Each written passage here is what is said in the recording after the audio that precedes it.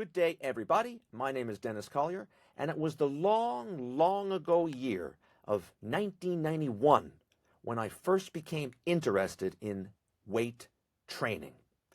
And as I look into this camera thing here and record a video, which I plan to broadcast all over this other thing called the World Wide Web, it brings me back to those days and makes me think just how different and how more difficult it was to obtain information about weight training, and I guess really about information pertaining to any topic. But the very first information that I was ever able to get about weight training was via this television show that used to come on TSN called Body Shaping. And on this show, they would talk about the different exercises you should be doing. They talk about reps, talk about sets, all the good stuff that I had never heard before. This, folks, was must-watch TV. Or if you couldn't watch it, you'd, of course, get your VHS ready and record all these things. And that really served as my introduction, shall we say, to information about weight training. Another interesting story along this timeline was 1995, when a name bodybuilding fans are probably familiar with, Lou Ferrigno, actually came to St. John's, Newfoundland to do a seminar about bodybuilding. And my goodness, that was just such an amazing opportunity. You had to pay money, of course, to go out to this seminar, but how could you not when the Incredible Hulk himself was coming to our town and you could ask him questions, and I did as a 16-year-old or 17, whatever I was at the time. That was an amazing opportunity. The final thing in this little timeline here before we start the interview, it was the year 1998 when I took this class at Memorial University of Newfoundland with Dr. David Ben. Folks, the class was literally called Phys Ed 101, but this was another just fantastic experience for me, especially in those days when I finally had the opportunity to learn from an academic point of view about weight training. And considering all that kind of history and what we're about to do here and now, talk to one of Canada's top professional bodybuilders, Morgan MacDonald. It's the kind of thing, man, I would have loved to have had opportunities like this back in 1991. So without further ado, let's start the interview. But first, here is the bio of Morgan MacDonald. 6'2", 280 pounds at 3% body fat. Very few human beings have ever walked the face of the earth with anthropometrics like that. Morgan MacDonald is one of them.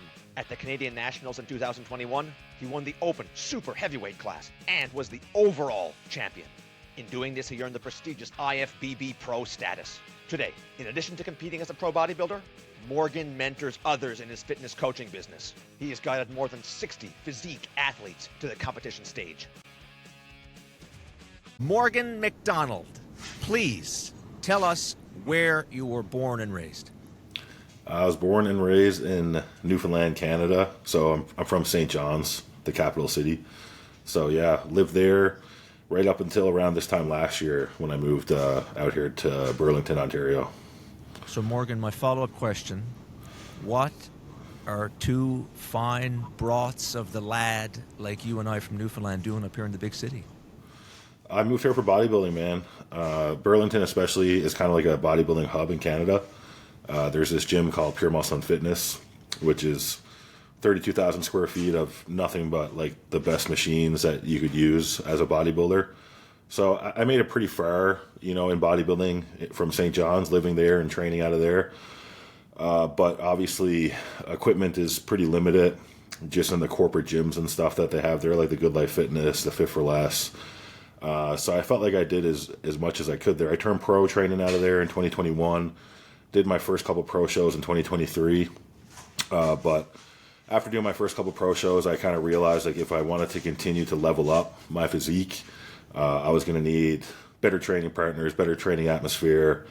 And my coach lived out here as well. And he's actually the owner of Pure Muscle and Fitness. So kind of spoke to him about it and decided that the best move for me would be to come out here and be in this environment. And so far it's been paying off. So that's what you're doing these days, Morgan. The other question that I always ask athletes, why bodybuilding? So I come from a background like heavy in martial arts and basketball. I was at a pretty high level in both of those sports right up until I was about 18. And then, after high school, things fade off. I had an opportunity to play university basketball, but got into a little bit of trouble and kind of messed that up for myself. So first couple of years at university, like most people, you get into the partying and you're eating like crap. And I was gaining weight, like not good weight. And I had always relied on sports to keep me in shape. I didn't really ever have to pay attention to my diet or anything like that. All the running from basketball, all the training in martial arts, like kept me looking pretty good. But after a couple of years of eating like crap, I didn't really like how I looked. So I started to hit the university gym that was like, free with your enrollment in university. And I figured out pretty quick that I was like a fast responder to weight training, especially in the legs. As soon as I started picking up weights, I just started to like grow and see my body change. You bastard. And yeah, it happened pretty fast for me. It's actually funny because, I like going out and partying like anybody does in their early 20s. And I actually stopped training legs because my legs were growing so fast I couldn't even fit into jeans anymore. So you were like the opposite of those guys. We had a name for those guys. We called them bar bodies. You do all the upper body, put on a tight shirt, go to the bar. But you were the opposite. Yeah. Your legs were the thing that grew the fastest. Yeah, the legs grew the fastest. It's like a genetic thing. So in between that and then I was missing like the competitive aspect of my life. Like I was a competitor my whole life and I kind of felt lost without that, and that led me to making some bad decisions, getting in with the wrong people. So because I was pretty good at training and responding well, I was like, okay, the only way to compete in what I'm trying to do here is like to do a bodybuilding show. And back in 2013, like that wasn't the coolest thing. Like bodybuilding is much more mainstream now. So when I told like some of my buddies and like my girlfriend I wanted to do a bodybuilding show, people pretty much just laughed at me because I was still just like a 6'2", like kind of skinny guy, right? But put my all into it. I remember like getting ready for my first show was very difficult because I was working a job, I was in school, and the process surprised me with how vigorous the dieting was and the cardio and the training to get down to like super low body fat levels. So I remember going through that process and being like, okay, I'm going to do this show, but after I do this, like I'm never doing this again, right? But then I did the show and I did pretty good. And I remember seeing the guy who won the overall at the show, and there was just something inside of me that I was like, I need to know what that feels like. Like I want to know what that feels like being the last guy on stage. So then I just basically competed every year since then until I turned pro. So I'm hearing a combination of things. Number one, you'd say you had a genetic predisposition to maybe be pretty good at this.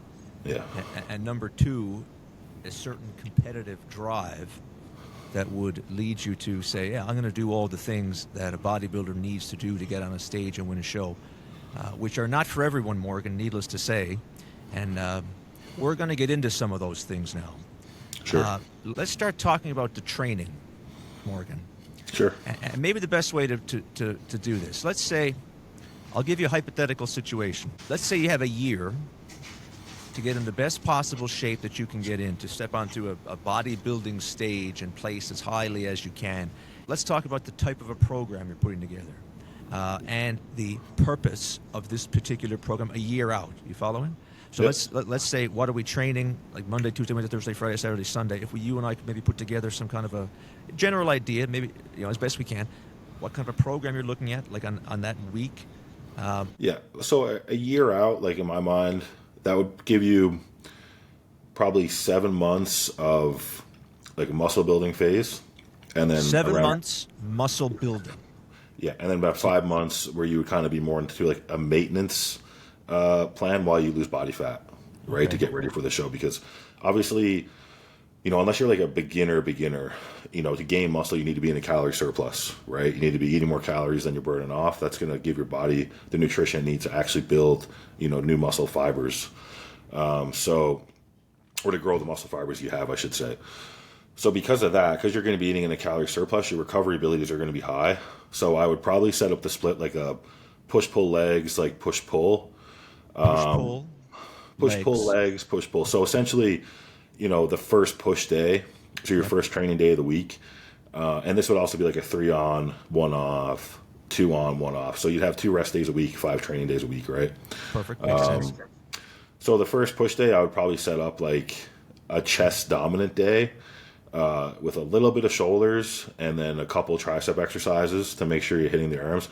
The reason for that is obviously chest is going to be the biggest like push muscle group, right? And obviously you need a good chest if you're going to get on a bodybuilding stage. It's something that they judge like heavily. Morgan, you just kind of you did a like one of the bodybuilding stereotypes. You're starting chest on Monday, 5 Yeah, p.m. Monday. chest But, days but, but Monday, that is man. maybe there's a reason for that, eh? So the program Yeah.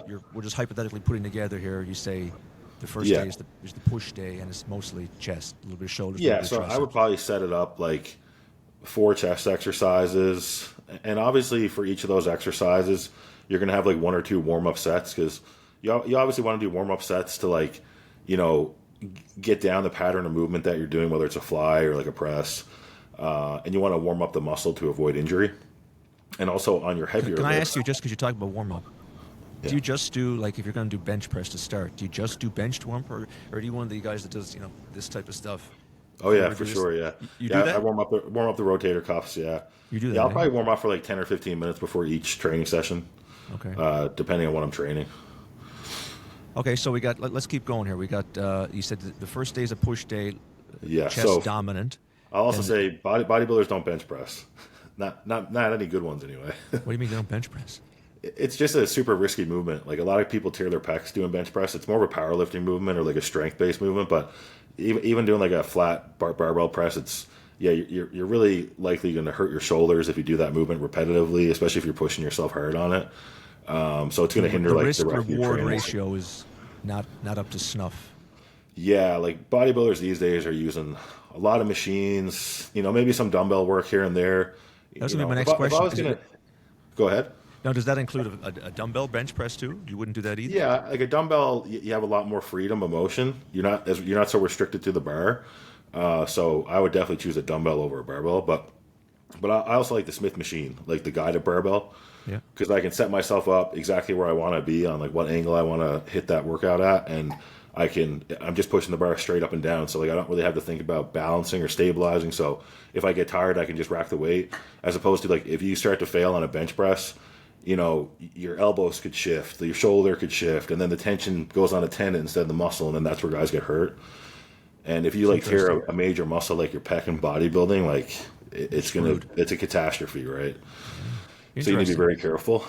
So yeah, push day, probably like four chest exercises, two working sets per exercise. So the working sets are the sets where you're lifting like as heavy as you can for whatever your prescribed rep range is. So that could be anywhere from like 8 to 15 usually for like a bodybuilder. 8 to 15, you're going with somewhere in that range? Yeah, that's where I would be. I'm a high rep range guy. Most of my working sets are like 10 to 15 on leg day, maybe 15 to 20. What do you say, again- Morgan? A few questions here, seeing as we're talking about reps. Yeah. A couple questions. A few years ago, research down the road here, close to you actually, at McMaster, they came out with these studies about talking about, now not in bodybuilders such as yourself, but they're talking about how high reps were equal to promoting muscle hypertrophy to the conventional, like 8 reps, whatever. As high, like maybe as high as 30 reps, let's say 30% of your 1 rep max was equal to like 80% of your 1 rep max.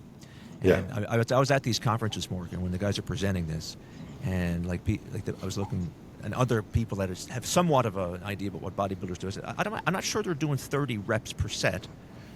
What would be your comment about going that high? You gave us the number 8 to 15. If you go beyond 15, do you see any great benefit in doing that? On leg day, maybe on like a leg press potentially. Like leg press is probably the exercise I go the highest reps, and most of the reason for that is like if I do a leg press even for like 8 to 10 reps, like that's super risky because the amount of weight I'm going to have to That's what I was use saying. to fail at 8 to 10 reps or to reach failure at 8 to 10 Half reps. the gym. It's a lot of weight and it's risky, right? And even if it's not going to cause a major injury, it could lead to some like knee tendonitis or something like that. That's just going to bother me, for months. So I would rather, use less weight, get up in the 20 to 30 rep range, slow those reps down, focus on perfect form, stretching the muscle on the eccentric, controlling on the concentric portion of the lift, make sure I'm contracting the muscle under resistance, do that 20 to 30 times. Like, my legs are going to be absolutely cooked and I didn't hurt myself, right? And your body doesn't know the weight you're lifting. All it knows is the tension that you're putting on the muscle, right? So obviously the more reps you do, the more fatigue the muscle gets, but you keep pushing it, and that's going to cause a stimulus for it to adapt to grow, right? How important is full range of motion? It's extremely important, but I think a lot of people don't understand full range of motion in the sense that they will maximize full range of motion on a movement, right? But by doing that, they actually bring in other muscles because they might stretch a little bit too far. So for example, on a leg press, right? If I want to, if I'm doing a leg press for the most part, I'm trying to do it for my quads, right? So I'll position my feet lower on the platform and I'll try to create as much knee flexion as I can, right? And then once my quads are fully stretched, that's as far as I want to go because I'm trying to work my quads. But sometimes people will go even deeper than that and you'll see their glutes kind of lift and start to stretch as well. Well, now you're bringing your glutes into it. So now you're not isolating your quads anymore. Now your glutes are helping you move the weight. So although you might be moving the weight, now you have multiple muscles moving the weight. So that tension is now spread out through multiple muscle groups, and you're not going to get the hypertrophy you want, right? So you want to focus on range of motion by stretching the muscle that you're actually targeting to its full capacity and then completing the rep on the concentric, right? But you don't want to overstretch to get other muscle groups involved. Another question, you mentioned the term. How important is the eccentric contraction? Well, eccentric, you're not really contracting, you're stretching. Sure. Right? Yeah. So it's the most important because I guess we should specify that if the muscle is shortening, it's the concentric, and it's lengthening, we call the eccentric. Exactly, yeah. Yeah, I think they're both equally as important to each other. I think that training, there's so many levels of training in bodybuilding. Like I'm still like myself, I've been doing this 12 years and that's where we improve now because the nutrition is what it is. You just have to do it, right? The drugs are just what they are. You have to take them, but the training is where you need to think and where you need to focus on. It's like an art, Morgan. Oh man, it's intense. I've often equated it to an art as well as the science. Yeah, absolutely. Like we can look at our studies, Like, yeah. But I'm very cognizant to say, look, if you were a coach if you're a hockey coach or a dance coach, like you can appreciate the science, but there's an art to those things that everybody acknowledges. An art to maneuvering your body a certain way to dance in the best possible way. Yeah. And bodybuilding coaches, they have an appreciation for the science, but there's an art to it, man. Do these exercises in this way, hold your arm this way instead of that way. And it might not bear out, Morgan, all the time in a laboratory. But these people who know bodybuilding, this is the art meeting the science, I always say. Yeah, experience is everything, and you just understand this. Like, if you want to keep progressing, you need to get better at training. You need to. Mind-muscle connection is huge. That's something we talk about, right? A lot. Mind-muscle connection comes with like repetition. It's your ability to have that neurological connection with your muscle that you're trying to work. Like, so that's another reason why going super heavy isn't very effective all the time in bodybuilding, because if you're lifting such heavy weight that you don't feel the mind-muscle connection and you're just moving weight from point A to point B, you're losing everything in between, and that's where the magic is happening, right? Yeah. Feeling the muscle stretch, throughout that range of motion, feeling the tension, and then keeping that tension as you do the concentric part of the movement, and then contracting your muscle fully under that resistance, and you do that over and over and over again, and that's what develops these big, round, full muscle bellies. It's not just lifting as heavy as you can from point A to point B that a lot of people might think it is that are outside of the bodybuilding space, because that's how it can look when you're watching someone train. But I guarantee you, if you watch me train, you could really see how focused I am, how much I'm controlling the weights that I'm using. And then the goal is to lift as heavy as you can while doing those things, right? That's where the real growth happens, Let's keep going through the program we started to put together here. Yeah. We could talk all night, Morgan. We gotta keep moving for sure. forward. Yeah. So we had the first day was the push day. Day 2, what are we looking at here? So day 2, I would do like a back training session, but because your back is like such a large muscle group, I would break So it many different down. muscles, So yeah. this workout in particular would be more focused on width. So I would focus more on the lats. So this would be a lot of like single arm rows, single arm pull downs, like trying to position my body to isolate my lats and not use my upper back, like my traps and my rhomboids. So I'd probably do like 4 lat exercises, and then I would do a couple bicep exercises. And for these particular bicep exercises, I would focus on the long head of the bicep. So this would be like your preacher curls, like a cable curl that has you facing away from the cable station to really stretch the bicep. So more bicep exercises that you're really focused on the stretching component, like stretching the bicep, and then obviously, contracting it. Then I would do a quad focused leg day. That's day 3. Yeah, this is day 3. Okay. So this would be, your hack squats, leg extension, quad focused leg press, maybe some type of like lunge or Bulgarian split squat with like a shorter stance, again, to maximize knee flexion. So we're kind of going for that knees over toe thing, right? That's what's going to fully stretch the quad and keep our glutes out of the movement. But again, like that's like me, like different people, depending on their weak points, might set it up. Like if you're a guy that has really good quads but weak glutes, you might want to go a bit of a wider stance on your squats and leg press, get your feet higher up on the platform so that you create more stretch in the glute, like at the bottom of the movement. And then I'd work like my adductors too, like my inner thigh, like those adductors machines where you're pushing your legs together. Oh yeah, big time. Because a lot of guys think they're like those are machines for girls. That's what I was going to say. Mostly stereotypically. Yeah, you got to drop all that shit when you're a bodybuilder. Yeah, though, someone right? should tell you that you shouldn't be using them anyway. Yeah, it's because that's gonna so on the bodybuilding stage, right? Like we're facing the judges most of the time. So when you do those adductor machines and you thicken up like the inside of your legs, it makes your legs look wider from the front, right? Gotcha. So you're creating the illusion of like a thicker quad. Yeah.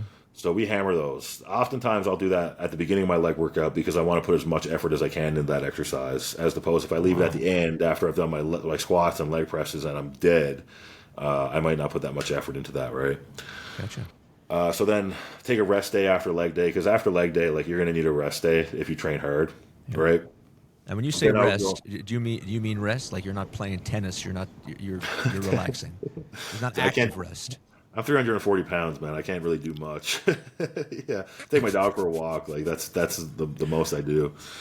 Be an interesting guy in a tennis court, I think. Yeah, everything's risky, man. Like like I said, I played high level basketball for a long time, and sometimes when I still lived at home, every now and then my buddies would ask me like, "Hey, man, like I'll come out and play some 2-on-2 or whatever." But it's like, man, I'm one wrong step away from like tearing a hamstring or something like that, So.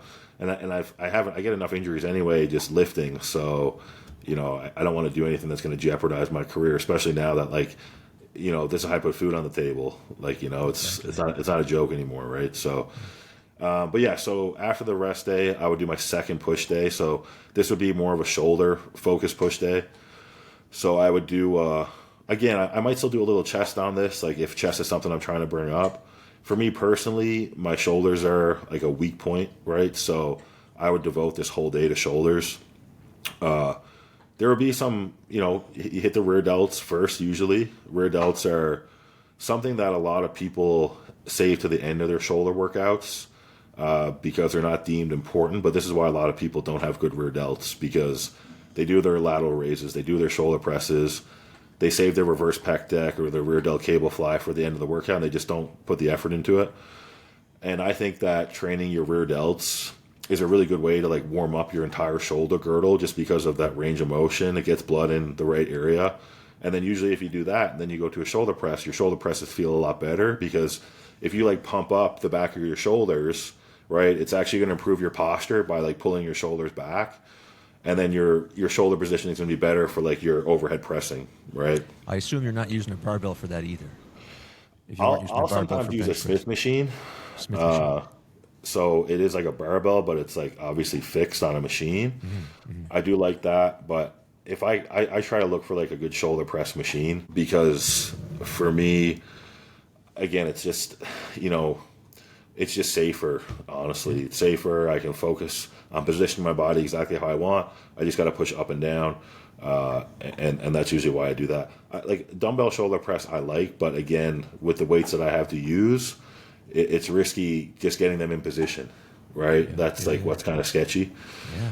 So, and other than that, maybe some like dumbbell cable lateral raises. We have really good lateral raise machines now, and lateral raises are going to be the emphasis of a bodybuilder shoulder workout because that's what helps you have that round delt. Like it gives you the width on the delts.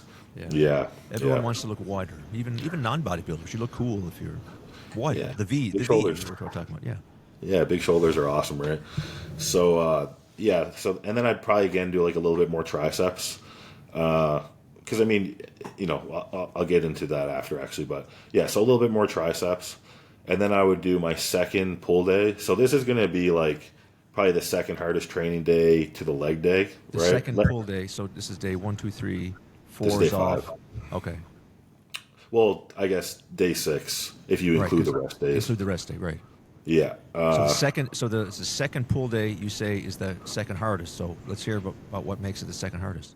Yeah. So on this day, let's go back to the quad day really quick. So on that quad day, I probably would have done like one hamstring exercise. I probably would have started my workout with that, right? And then I would have went into the quad stuff. So on this day, I'm going to start this workout with hamstrings again. So probably like a seated hamstring curl. And then I'm going to go into like a barbell RDL or Romanian deadlift. Because you want to have like a good heavy hip hinging movement just to really build the hamstrings, glutes, and it also helps like thicken up the upper back. So probably do I do 2 working sets for most exercises, but on the RDLs I'll probably do 3. That's going to be a heavy exercise, like 405, like 500 pounds, probably sets of like 10 to 15. And then I would go from that movement into my upper back, because on that first back day we just targeted lats. Right. On this day, because the RDLs are going to kind of stimulate our upper back just by holding that weight in position while we stimulate our hamstrings and glutes, I would probably go from that into like a wide grip pull down, which a lot of people think is for lats, but if you do a wide grip pull down properly, it should actually be for like your traps and rhomboids. Then I would do like a chest supported T-bar row, then probably like a wide grip cable row. Again, like, so all these movements, I'm like flaring my elbows out again to target the upper back, right? And like build thickness and density in the upper back. And then I would probably do like maybe 1 or 2 bicep exercises to finish that day. And then that would pretty much be it. Yeah. All right. So we covered.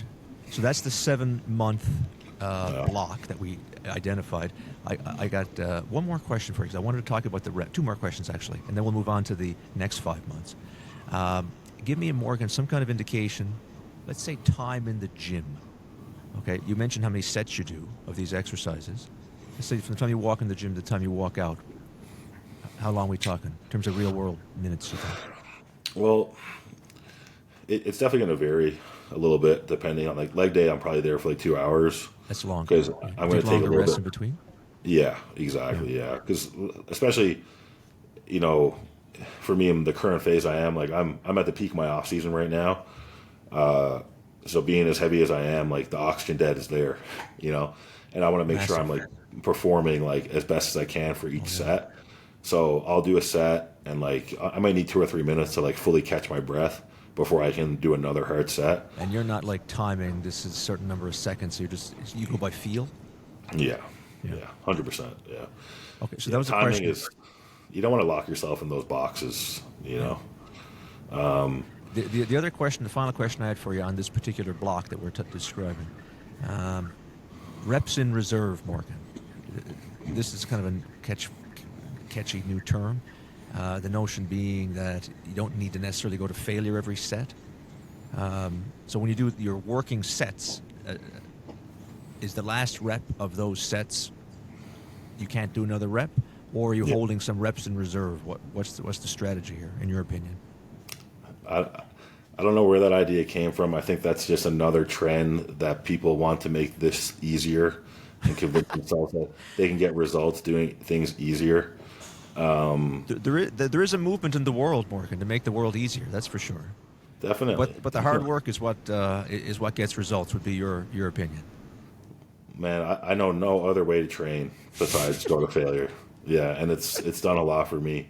I don't see what doing less than you're capable of, how that can benefit you. So I would say, to play the devil's advocate, the argument they might say is, if you're going to train that intensely for so long, you're going to wear out or burn out, or that might be the devil's advocate argument. You don't buy that? Yeah, I mean, so yeah, you mentioned that they would get worn out. Take some rest. Take a couple days off, man. Like, what do you know what I mean? Like, I don't get that. Like, if you're going to go to the gym and half-ass it, you might as well just not go to the gym. Like, I go to the gym with the purpose of stimulating my muscles to grow. I've had instances where I've walked in the gym, started lifting, knew I couldn't do anything productive, so I left. And I go home and I'll take a day of rest. I'll eat on my meal. Recover. Yeah. I'll eat on. My body's telling me. My body's telling me today's not the day, man. You know. And if I try to push through that, that's when injuries happen, right? Because I'm going to try to push to, beat what I did last week or whatever, and my body's not ready for that. So I just listen to my body, go home, eat all my meals, get some extra sleep, wake up the next day, go do the same thing I was going to do the day before, and I can do it much more effectively. And that's it. Makes sense to me. Yeah. All right, so let's shift gears and talk about how the type of training, what you're doing, might change. And we use ballpark, you say, now you're, say, 5 months out from stepping on a stage to look as good as you possibly can look. So what changes now in this particular phase of training?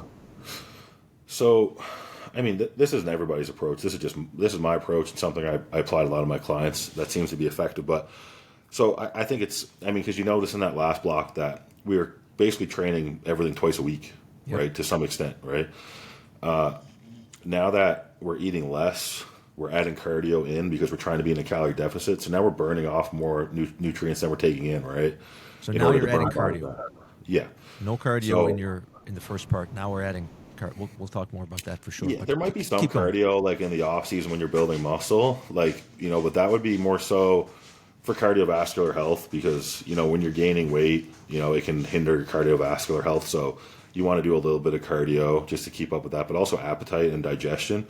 Mm-hmm. There's a lot of us will do like even 10 to 15 minute walks, like 3 or 4 times a day, just in between meals, because I'm eating like 6,000-7,000 calories a day. So getting up and moving around can help just you process the food, right? But it's not hard cardio. It's like literally just a walk, right? Gotcha.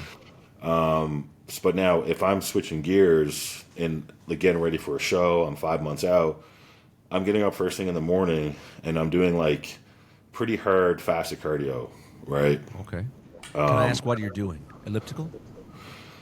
I'll either do like an incline treadmill walk, or I'll do if I really need to push. Maybe I'm behind in my prep. I'll get on the Stairmaster because that thing's going to eat up calories like nothing else, right? And there's no 340-pound bodybuilders that are going for jogs out on the road. Well, running's going to beat you up. Yeah, exactly. Yeah. It's going to beat up your ankles and your knees, and then combine that with leg training. Running is for runners. I tell this to people all the time because I have clients that talk to me about going for runs and stuff. And depending on the person, maybe you can get away with it. But if you want to run, it's honestly just not a good form of cardio. The way your body adapts to like medium intensity running, it adapts quick, and your body becomes really efficient at not burning a lot of calories while you do it. Right? And that's the opposite of what you're trying to do. Yeah. I'm trying to burn as many calories as I can. So, yeah, I'll either do the incline walk, which is still hard. I mean, the heart rate is the goal, right? So I might have that treadmill on like 10 to 15 incline, like 3.5 miles per hour. So like I'm pushing myself, like breathing heavy, like fully covered, sweating. I'll do that, and then I'll basically switch the split to just training each body part once per week. Okay, because so we're going to once per week. Smashing it. Yeah, I'm smashing it and then giving it a whole week to recover before I touch it again. So I'll do like a chest day, a back day, an arm day, take a day off, do like a shoulder day, a leg day, take a day off, and just repeat it. Gotcha. Yeah. So that would be the main switch over from that time period. I guess maybe more than the last thing we could talk about here. Let's go right up to the show, okay? Yeah. And let's talk. We're still on the topic of training. We're going to deviate now to nutrition here in about 5 minutes. But let's talk about like whatever time frame that you want to talk about, but let's call it pre-show. You're getting ready to step on the stage. What are some of the main things that you're trying to do in the weight room just before, and whatever time period you think is most appropriate to discuss here, before you step on the stage? Let's talk about the training in that area. So you kind of shift, from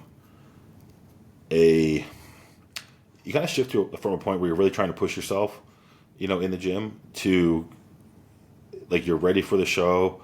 Say, really you should be ready, like body fat wise, from like 2 to 3 weeks out. 2 to 3 weeks out, you're at your body fat percent that you want to be at on the stage. Yeah, like you're shredded, but you're also, that's going to be your most like rundown point. Like you're super depleted, your body's tired, but like you're shredded. So you want to give yourself that last 2 to 3 weeks to like kind of come back to life a bit, right? So that's when you're going to actually probably cut your training volume in like half. So your workouts are going to become very short, like 30 to 40 minutes, because you're ready. And what you need to do to maintain muscle is a lot different than what you need to do to grow muscle, right? So you might just go in the gym, keep the same split that you're doing, but probably just like one working set per exercise. Like do your warm-up sets, one all-out set with your top weight, and then move on to the next exercise. Because we're trying to like, if you're ready, you're also at the point where you can probably start adding food back in. Like I know this is part of the nutrition part, but you're adding food back in, trying to replenish your body, because you want to stay shredded, but you want to fill the muscles back up so they actually have more pop and roundness to them, right? So yeah, you actually kind of do less as you get closer to the show. For sure, makes sense. All right, you started the segue already, so we'll start talking about nutrition. Yeah. And maybe, Morgan, what we're going to do now, we're going to back up. So you did describe, we got a good idea now, about a year to get ready to step on a stage in terms of the weight training that you do. Let's apply the nutrition to the time periods we just discussed. Maybe just to give you a general, I'll leave it in your court here, to give a general sense, what are the main areas that you're focusing on in the world of nutrition a year prior to presenting the best physique you possibly can present? So that first 7 months, we're trying to build muscle. So you're going to be eating in a calorie surplus. Protein is the foundation, so for me, Let me ask you about the calories real quick. You were just going to say, so we're going to get specific here, because I think you know all these numbers, by the way. Oh, for sure. How many, so you personally, and you mentioned you're 340. Would you be 340 a year from stepping on a stage to present the best physique you could possibly have? Yeah, your walk-around weight these days is 340? Yeah. Like for me, so basically the last time I competed was like last summer, like summer 2023. Yeah. So I competed around like 280, right? So basically on the stage after at 280. Yeah. So basically after the show, it's a very crucial time for a bodybuilder, because you want to eat everything and blow up, but for us, you actually need to stay in really good shape to keep yourself in a prime spot to have a successful off season. Because after I do a show, I've just ran like 20 weeks of like a pretty hardcore cycle, growth hormone, like various steroids. So now I need to come off all of that, and if I come off all those steroids and then start eating like a fat pig, I'm going to get fat, right? And that's going to make me insulin resistant. So then when I get to the point where I'm ready to do a muscle building phase, I'm fat, insulin resistant. So where can I go? I can't start eating more food. I'll just get fatter, right? So a lot of times people do that, and then before they can even get into a muscle building phase, they need to cut again to get lean, right? So before you can build. So you really want to avoid that. So after a show, I'll stay as lean as I can for about 8 weeks, so like 2 months. Let myself get healthy, get my blood work done, make sure I'm good to go. And then I'll start a muscle building phase, which is exactly what I did, right? And how many calories are we talking about? Muscle building phase for you? So peak. So you obviously titrate up over time. So when I started my building phase, I was probably like 280, 285. I was probably around like 5,000 calories. To get to 340, I had to push up to like 7,500, and I was doing that for a couple months. But once I got to 340, it looked good, but it was like a little soft. Sure. But I know for me, the longer I hold the weight, like the more I refine that weight. So you get some recomposition, right? So I was able to kind of hold 340, but kind of get leaner and more muscular around that weight. So I've been able to hold 340 over the last couple months at around like 6,000, 6,500 calories. So that's kind of where I've been at. So that's around like 400 grams of protein, 900 to 1,000 grams of carbs a day, and like 100 to like 120 grams of fat a day. So 400 grams of protein per day at a weight of, I'm just trying to do the conversion in my head. So the science is always, they tell you to do this in grams per kilo. So you're at a weight of, when are you eating the 400 grams?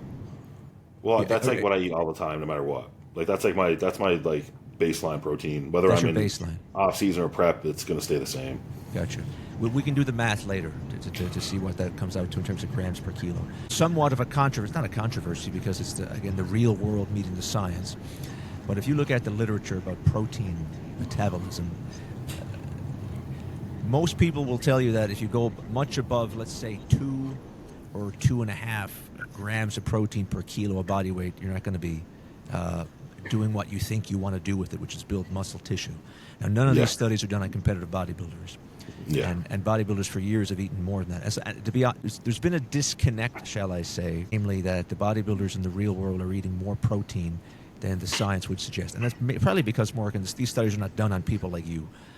But anyway, the numbers you give us are, you said you're around 400 grams of protein per day, and the most you ever, your caloric intake tops out at around 7,000, you said. Is that right? Yeah, this past off season, I had like probably a 1, maybe 6 week period where I was at like 7,500 calories. And I would love for you, Morgan, to describe what it's like to eat that much. Well, painful. It's painful. You need to be very strategic. You come I've heard it phrased as you become a professional eater. Like yeah, that's half the job, man, is the food. Like, you can train all you want. If you can't get the food in, it does not matter, right? And a guy with my frame, I'm 6'2", so I'm really on the tall side of professional bodybuilders. There's like a couple other guys that are around my height, 6'1", 6'2", 6'3".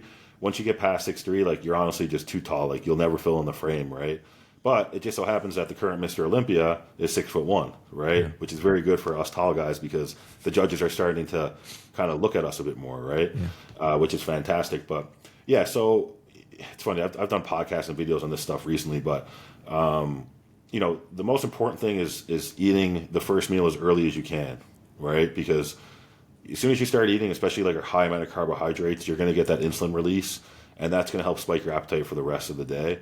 And obviously, if you have to eat that much food, you want the biggest eating window possible, right? So if you get up at 10 o'clock and mosey your way into the kitchen and you're eating your first meal at 11, well, you're going to be up eating it till like 1 a.m. You've wasted right? too many hours. It throws off everything. So you got to be up at like 6:37. You got to get in the kitchen right away, eat your first meal, and then every 2.5 hours you're eating. But the food choices are very crucial. So a lot of people that don't understand will kind of give me flack for this, but like in the off season, like there's no vegetables being consumed, or very, very rarely, because vegetables take up space in your stomach and they have no caloric value, right? So I'm going to get all my micronutrients from like greens powders and like vitamins, like I was going to say, you're taking them in supplement form, I would imagine. Yeah, you have to. You have to, man.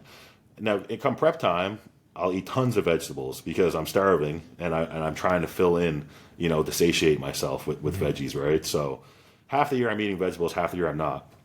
But you need to be very strategic in what food choices you're going with. So most of my carbohydrates, I would say 90%, come from rice, white potato, or cream of rice, because you need those carbohydrates turning over fast, right?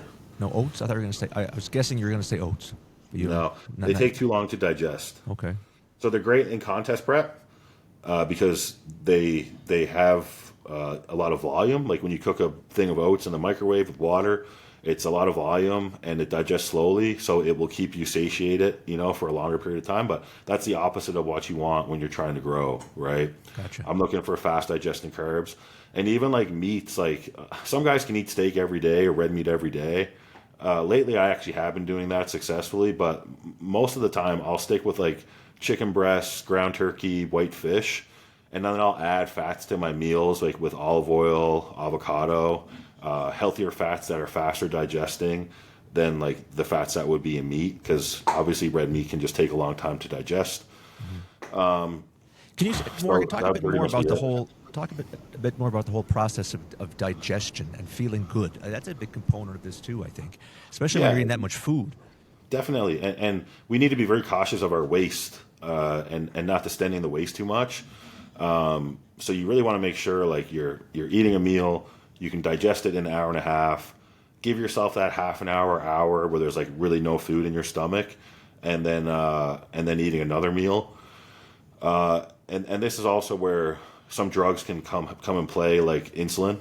Like a lot of guys at my level eating 500 grams of carbs or more a day. I eat about 1,000 a day, so we'll supplement with insulin to help kind of give our pancreas a bit of a break, but also help. I mean, 1,000 grams of carbs is like way more than anybody should eat in a day. That's like a lot your of body's carbs, not man. made for that, right? So you do that every day. Distance runners don't eat that many grams of carbs. Yeah. So people can run into blood sugar issues. I mean, bodybuilders in the past have become type 2 diabetics from this. So if we take, I start my day with like 30 units of long-acting insulin every day, because that's going to help supplement the insulin that my body produces itself, so that my pancreas doesn't have to work as hard, and it's given more insulin to my body to help shuttle all these carbs to go to my muscle to get stored as glycogen, so I can use it as fuel. So it's going to speed up the digestion process, right? And that's key, because you can only eat as fast as you can digest, right? So you do that you do all those things right, like the food choices, the food timing, take your insulin, maybe take some like digestive enzymes or some probiotics if you feel you need those as well. Like they can be very, very helpful. Those are the key things to eating to get big and to get those calories in. Like people hear 6,000-7,000 calories and they automatically think like, oh, we must be going to like MacDonald's every day to get those. Like, no, dude, you can't eat like that. Like one cheat meal, I'll do a cheat meal every now and then, but like one cheat meal, that could interrupt my digestion for the next day, which is gonna not allow me to get all the calories in, the next day or the next 2 days after. And then you're not gonna be in a calorie surplus anymore, so you're not gonna grow. So what's the point? It was on my list. I was going to ask you about cheat meals. Do you have a standard protocol, or is it just basically what you just described there? Yeah, so like I'm even really particular about what I have for those. Like very, very. I have a joke, like I'll do pizza like once or twice a year, like just to like really treat myself. But that's like one of the worst cheat meals you could ever have, because it's so much gluten and dairy that it's just going to cause inflammation in your gut, and like it's going to make it really hard to eat. So I'll like an easy one for me would be like 2 double quarter pounders at McDonald's with no cheese, and like a large fries and maybe like an apple pie, because that's all. It's just like, a little bit of gluten from the bread, but the fries are really just kind of potatoes with like a little bit of extra fat, and apple pie is just like sugar basically. So that's a cheat meal. I can actually like get the calorie punch I'm looking for, but I can digest it and I can still eat like my next meal probably 2.5-3 hours after. And it's familiar to you. It's your go-to. You digest it. You can tolerate it. Exactly. It's not going to screw you up for the next day. Yeah. All right, so we talked about calories specifically. We talked about the grams of protein. We talked about the grams of carbs. Before we leave nutrition, I'd like to ask you a bit about the world of supplements. So that's a multi-billion-dollar industry, obviously. Again, I'll put it out there in very, very open terms. If someone says to you, Morgan, talk about nutritional supplements that come to mind as being useful for, again, the goal is to step on a stage. This is the best physique I can possibly present. In the world of nutritional supplements, what kind of things are you at my level, like the most important supplements are the health supplements, and of course I still take like, the EAA, so like the essential amino acids. I use protein powder for 2 meals a day, but I consider protein powder food. For sure, because how else can you get 400 grams of protein? Yeah, so I get 100 grams of protein a day from protein powder, and then 300 from food. From food, okay. Yeah, I drink a carb powder during my workouts for like extra carbs and help with endurance and like refilling glycogen as I'm burning it off in my workout. I'll use creatine pre-workout. creatine helps create more ATP energy in your body so that you can, train, have improved strength and improved training performance. Glutamine is another amino acid I supplement with because glutamine, well, it's an amino acid that's going to help recover any damaged tissue in your body, but there's a lot of digestional benefits with glutamine. Obviously, you take it orally. It can help repair damage like stomach lining and digestive lining. Thinking about performance. Pre-workouts and stuff, like a little bit, but like not really, because sometimes pre-workouts, because there's so much like sweeteners and stuff, they can kind of like mess with your digestion before you train. So like if I eat a big pre-workout meal and then I drink a pre-workout, a lot of times that does me a disservice. And even for me, like I'll never use like a stimulant-based pre-workout because synthetic caffeine, for me, especially at my weight, I might use that stuff a bit more in a contest prep setting when I'm like lighter and fatigue is higher. But when I'm 340 pounds, like I don't need anything that's going to help speed my heart rate up more. You don't take caffeine. There's a handful in the world of, let's say, sports nutrition at large that people always talk about. Caffeine would be one of them. But for you, you're saying it's not a thing for you. Yeah, I'll have one coffee in the morning. Coffee in the morning, that's it. That just to help me, and that's just for like work, like not for training. Not for training. What about? I don't need help in the gym. Like when I walk into the gym, like I know what I need to do. It's like not negotiable. How I feel doesn't matter. Like I'm going to lift these weights. I'm going to do these exercises for this many reps, and I'm just going to, grip, bite it's your down. JOB. Yeah, that's it. Like, you know what I mean? So what some about, days I feel like doing it, some days I don't. What about, that reminds me of a good quote, by the way. If you want to be, it was meant for Olympic athletes, you could apply it to bodybuilders. If you want to be a super high-level bodybuilder, Morgan, you only got to train 2 times. When you feel like it, when you don't feel like it. I'm going to use that. That's good. Just 2 times. That's it. Yeah. When you feel like you don't. Anyway, what about branched chain amino acids? Okay, so I kind of cover those with the EAAs. So essential amino acids. Your branched chain amino acids are going to be 3 of the essential amino acids. So you're going to have leucine, isoleucine, and valine. So those are the most important ones for protein synthesis. But there's a lot of studies that have come out in the last couple of years. This is why a lot of supplement companies don't sell branched chain amino acids anymore. They only sell essential amino acids because they basically figured out that the branched chain amino acids only work if you have the other 6 amino acids all working synergistically.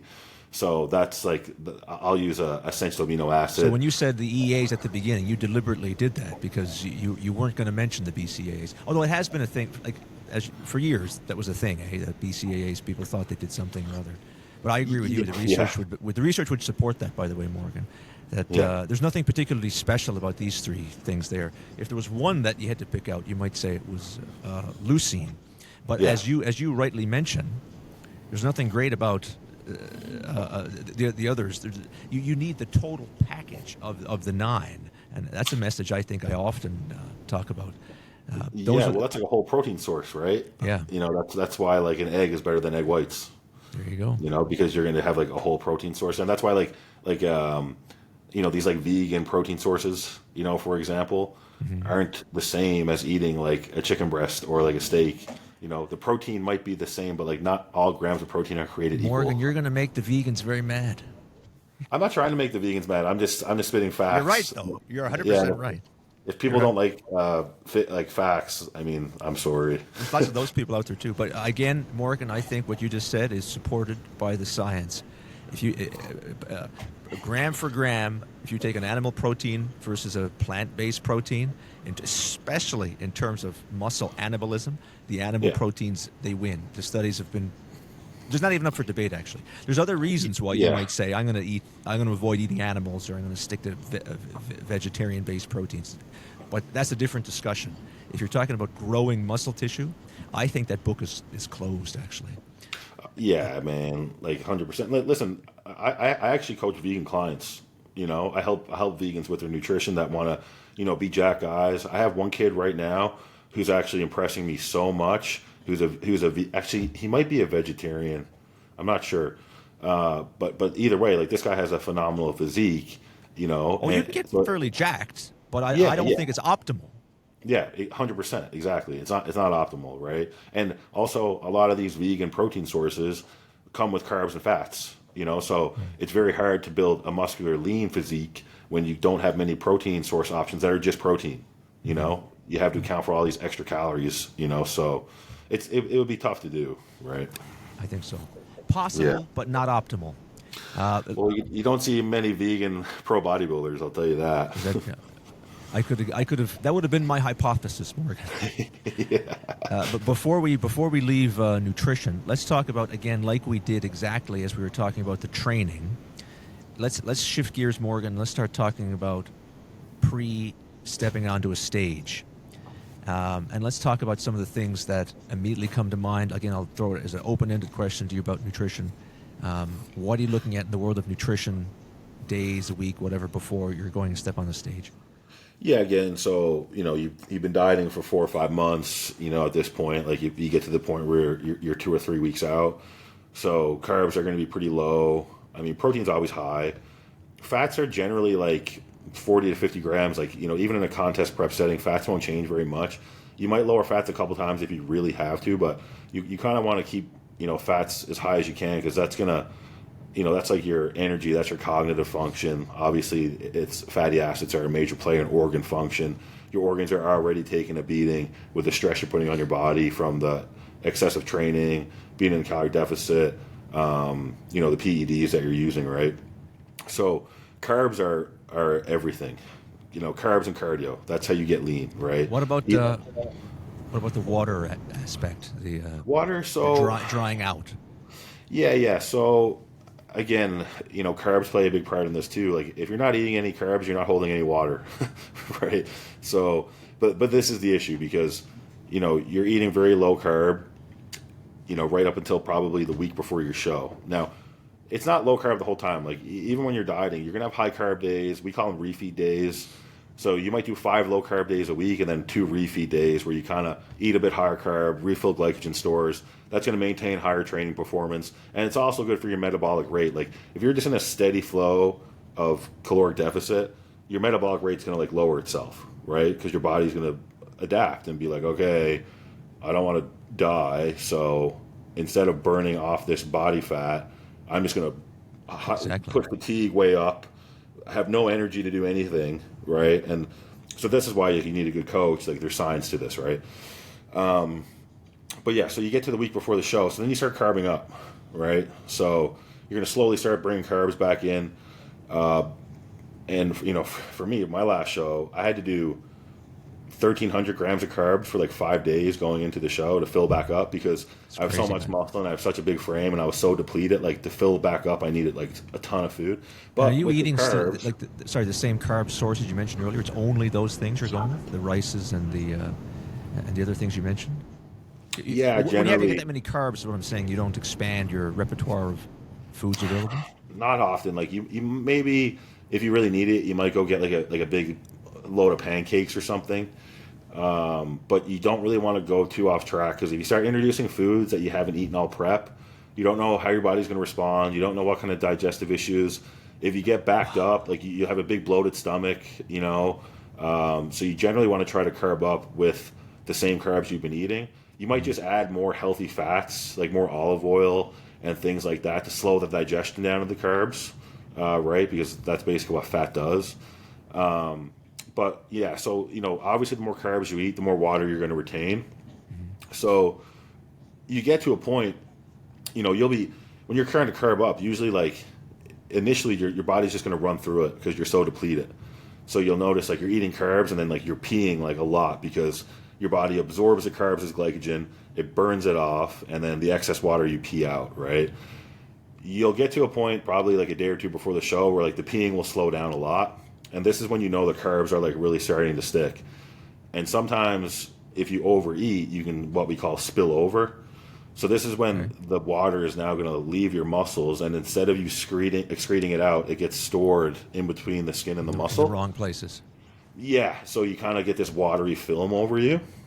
So at my level, some guys will do this on purpose, and then they'll take a diuretic, right? Okay. So they'll take some Triazide, or they'll take some Lasix. in extreme cases, to What's the cause your advantage body of trying to do that and then take the diuretic? to fill up as much as you To possibly fill as much can. as possible. Okay, I get you. Yeah, to fill up as much as you can, and then take the diuretic, and then pee out the excess.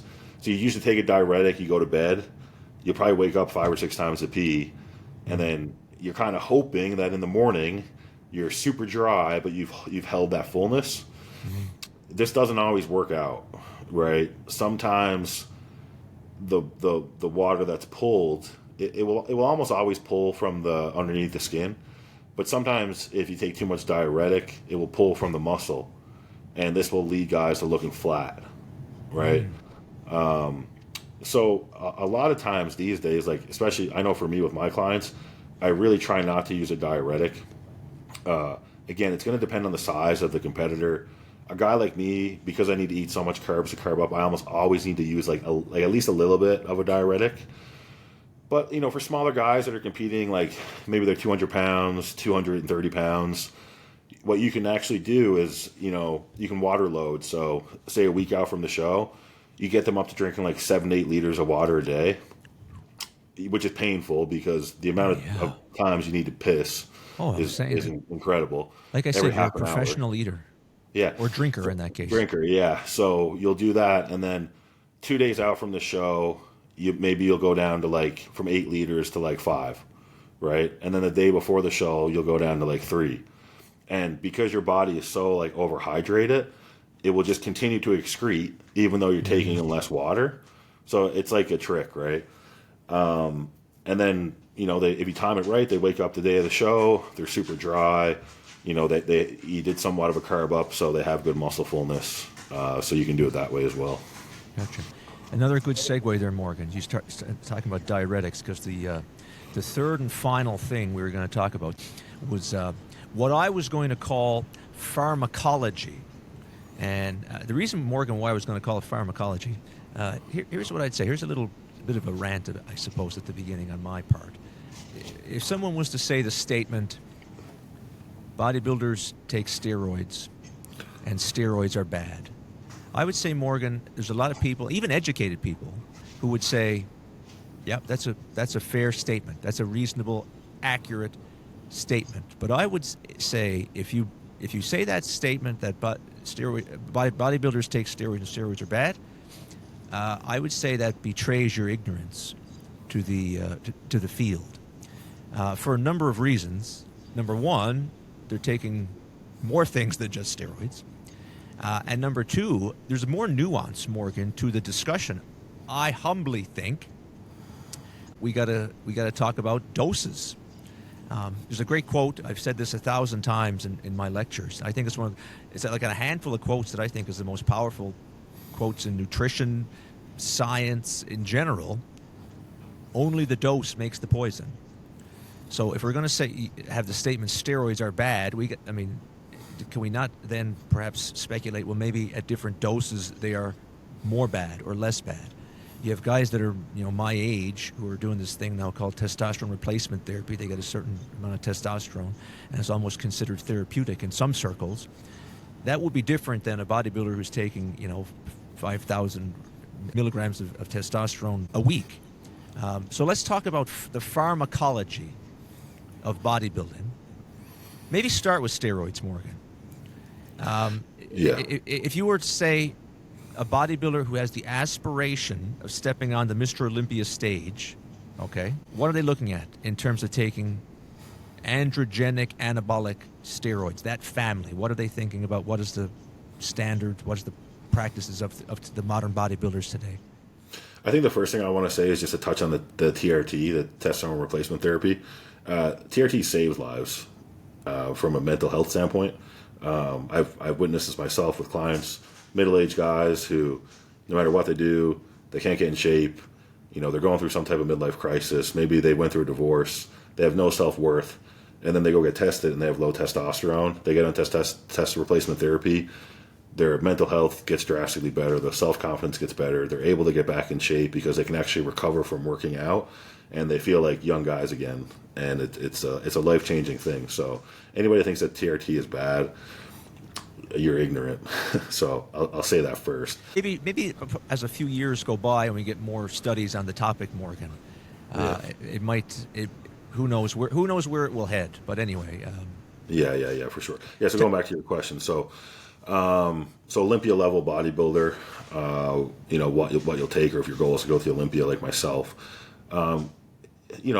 obviously you graduate to this, right? But I can just tell you, what I ran for my last off-season cycle and why. By the way, hang on, before you go on there, this is a taboo topic, and before we came on here, I asked you, I said, Morgan, you mind talking about steroids? And you said, sure, I'll talk about them. I didn't ask you specifically what you take. If you want to divulge that, that's all the better. But there's taboos associated with it. I appreciate your honesty, Morgan. So anyway, continue. Yeah, not so much in my world, not anymore. I remember when I first got into bodybuilding, it was pretty taboo to talk about it. It was hard to get anyone to talk to you about it, to give you knowledge. It was hard to find it for yourself. Like, you almost had to earn your stripes back in the day. Put your work in the gym, let the older guys who were using stuff see you. If they saw that you had potential, maybe somebody would help you out with that, right? Nowadays, it's like all over TikTok and Instagram and people talking about this stuff like they're supplements that you buy at a store, So I think it should be a little more taboo to talk about than it is, honestly. But that's another discussion. So for me, I'll take about 1,200 milligrams of testosterone a week. Take around. This is today, you mean? Well, yeah. These days, shall we say? Like not this particular day, but in general. So this would be per week. This would be per week. Right, and that's what you're doing these days. 1,200. These days, yeah. Did you ever do more than that, Morgan? No, I never. Think, So actually, it's only in the last year or two that I've actually started to use these higher doses that I'm using now. Really? I got really far. I turned pro on almost nothing, compared to what I'm using now. Probably. Really? I probably turned pro on a quarter of the drugs that I take now. Really?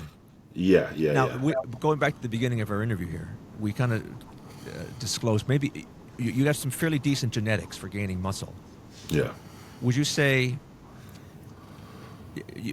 I'm going to assume you've heard of other guys that are taking more than that. Oh my God, man! And if so. Yeah, there's guys that have no business taking what I take that take more than me that aren't pros. Because it's they're insane. not. So, and the reason, would you say, they lack the genetic capability? The way another analogy I've often used is like software and hardware. The hardware would be what you have. You know what I'm saying? This is me. This is my DNA. That's the hardware, to which we're trying to download the software, if you're following my analogy. And if you're running crappy hardware and you put all this, in this case, testosterone into it, and the doses get higher and higher and higher, you don't get the same response because the hardware is not compatible with the software. Do you follow that analogy? Yeah, totally. I would say that it goes into a little more in depth than that because there's so many more variables, right? Because you take a guy like myself, I have pretty good genetics, but honestly, mostly just in the leg department for me. I had to work very hard. I had to obtain a lot of knowledge. I had to go have a lot of experience to develop my upper body. I had to try so many different methods. It did not come easy to me. My legs came easy, but I still come do a leg workout with me. You're not going to walk for a week. I train legs like a demon, right? But that's because I know I have a good genetic body part. I want to make it as crazy as possible, right? So I think a lot of these guys, they probably lack in genetics, but I can guarantee you that they haven't eaten 6 meals every day for 12 years like I have. I see what you're saying. They haven't trained like I have. They don't put in the mobility work. They don't invest the money into the massage therapy, the chiropractic. Excellent point. They haven't worked through the injuries I've worked through. I've had injuries that would make most people quit. That's an excellent point, Morgan. I've had periods of time where I've been in so much pain that I barely slept in a month. But that would make people quit. I healed that injury and came back for more because I'm obsessed with this. That was the first question I asked you. Why bodybuilding? Yeah, right. So there's many different things to consider there, right? But so anyway, back to your point, which I think is an excellent point of these. The guy, it's almost like a crutch, Morgan. You're doing the easiest thing first, not. Yeah, totally, man. Give me the drugs. Give me the drugs. Oh, it's not working. Give me more drugs. Yeah. Hey, man, maybe you got to adjust your training.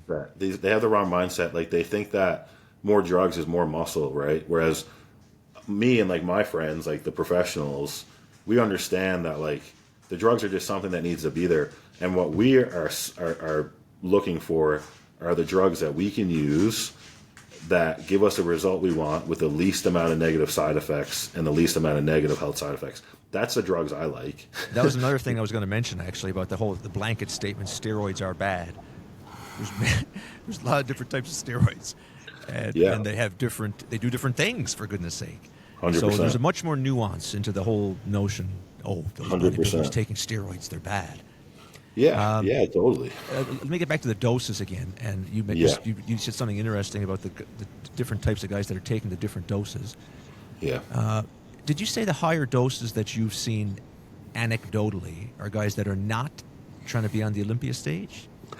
Yeah, or even just like amateur bodybuilders that like aren't even like that good. Like dudes just trying to look I cool. see crazy stuff. Like I seen like recently a coach, and that's the thing. Like you always can't blame the athlete, because sometimes these athletes hire these coaches, and these coaches get their guys results from these crazy drug protocols, right?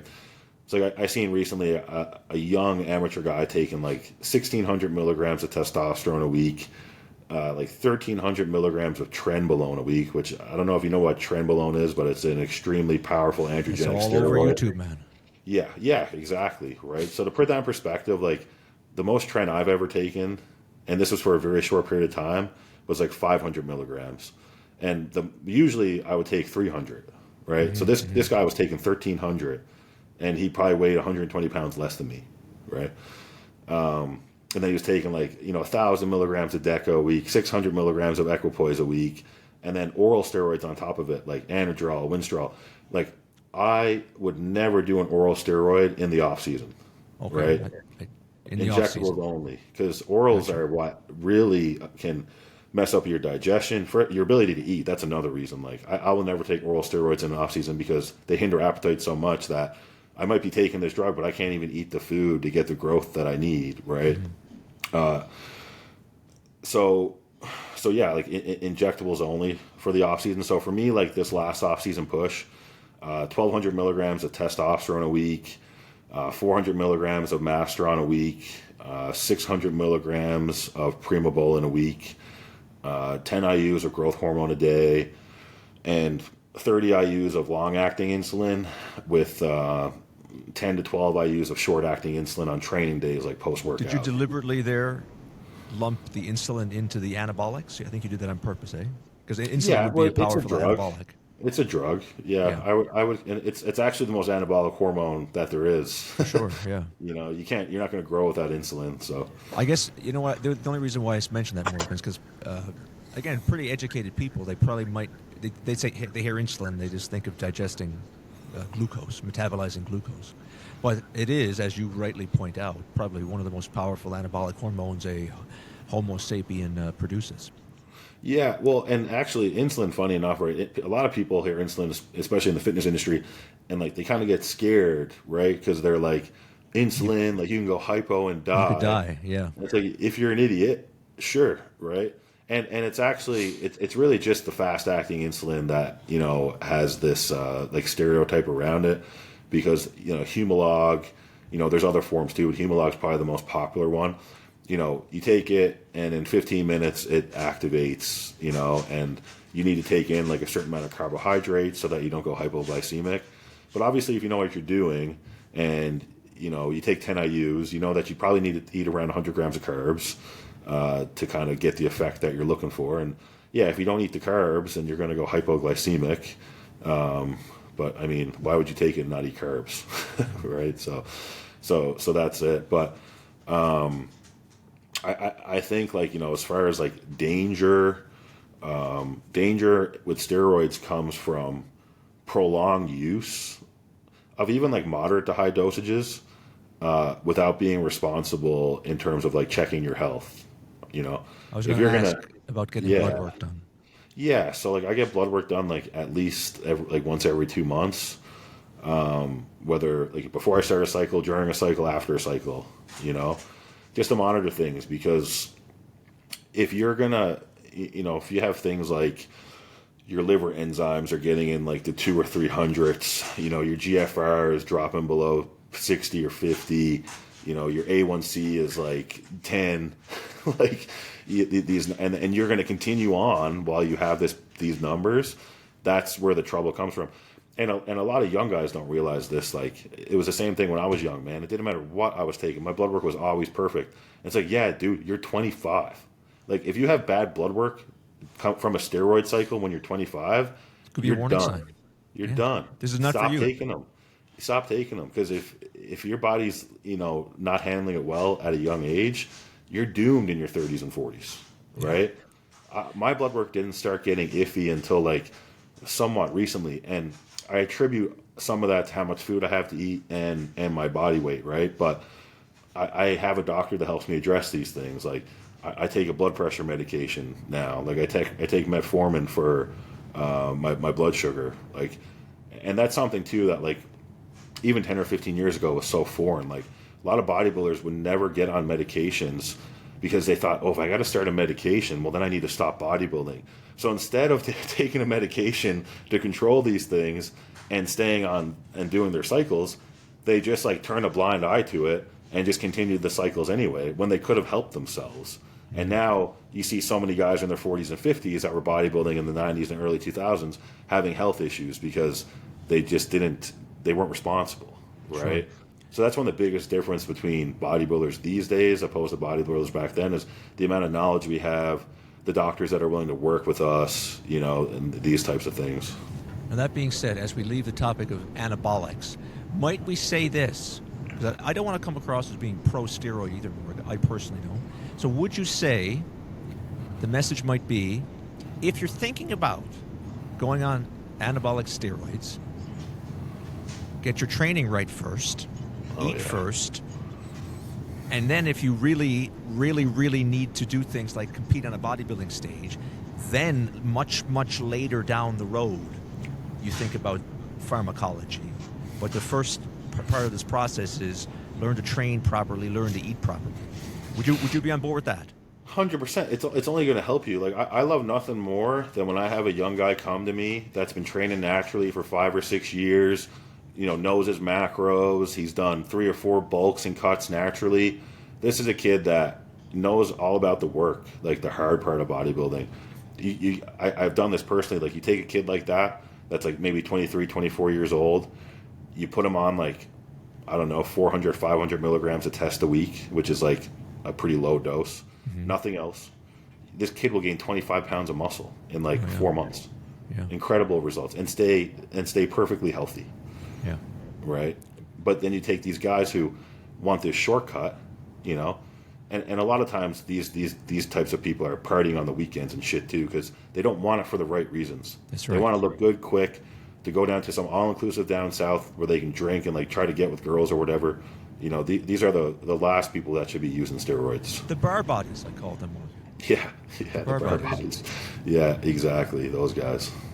All right, so train, eat right. Those are some good messages. I think we can all get on board with those messages. Definitely. All right, Morgan, we're almost at our end of the interview, believe it or not. Unbelievable information on the topics of training, nutrition, and pharmacology for bodybuilding. I thank you for sharing all that information, first of all, Morgan. Yeah. Now, we always conclude, Morgan. You ready to play everyone's favorite game show, 10 questions? Let's go. Let's go, Morgan. To conclude our interview, we got 10 questions. Now, Morgan, because you're from Newfoundland and a bodybuilder from Newfoundland, we're going to vary. Listen, okay? We're going to do a bodybuilding question, then a Newfoundland question. Bodybuilding question, then a Newfoundland question. And we got 10 of them. So this is all meant to be in good fun. Just shoot out random answers, quick answers. Sorry, we're starting with a Newfoundland question. Pardon me. But we're going to start with this, and let's begin. 10 questions, Morgan. Question number 1. What is your favorite Newfoundland saying you don't say now that you're on the mainland? What do you at, by? It's a great... all Newfoundlanders would say that, I think. I struggle with this one because anytime I see one of my friends, I want to say it, and sometimes I do, and they're always like, "What did you say?" And I'm like, "What's up, man?" There you go. What's up? How are you doing? Yeah, But, exactly. but for the same reason that you have and all Newfoundlanders have, if you say to some, so it's like speaking a different language, more. Oh, If you say 100%. Wadiapai, they don't understand what you're saying. So why would you say it to them? So that would be my answer too, I think, Wadiapai. All right. Bodybuilding question. The physique that inspired you to become a bodybuilder was who? This is funny. This is actually like a full circle thing, and it's going to be kind of a longer answer. So when I started bodybuilding, again, I mentioned like it wasn't very mainstream. It wasn't very cool, especially where I was from. Okay, and then I found this guy on YouTube named Antoine Vallant, and he was a very popular young Canadian bodybuilder, right? And Don't know. he's very, Can't say I very, know. very, very famous guy now. He lives here in Burlington. Okay, followed him, and he liked heavy metal, and he just made bodybuilding cool to me. So when I saw that this guy was competing, I was like, you know what? I'll compete too, right? Fast So is it- forward 12 years, I move here to train at Pure Muscle and Fitness. This guy trains there. We meet, and we've been training partners ever since. So that was like a kind of a full circle thing for me. So this guy that inspired me to bodybuild ended up becoming my training partner, and I helped him get ready for the Arnold Classic last year and stuff like that. So yeah, I would say Antoine. Antoine, what was the last name again? Vallant, so Vaillant. Gotcha. But there's other guys too. I mean, like any tall guy, so like Dennis Wolf, Cedric McMillan, any bodybuilder over 6 foot inspired me. There you go. Question number 3. When was the last time you had Jig's dinner?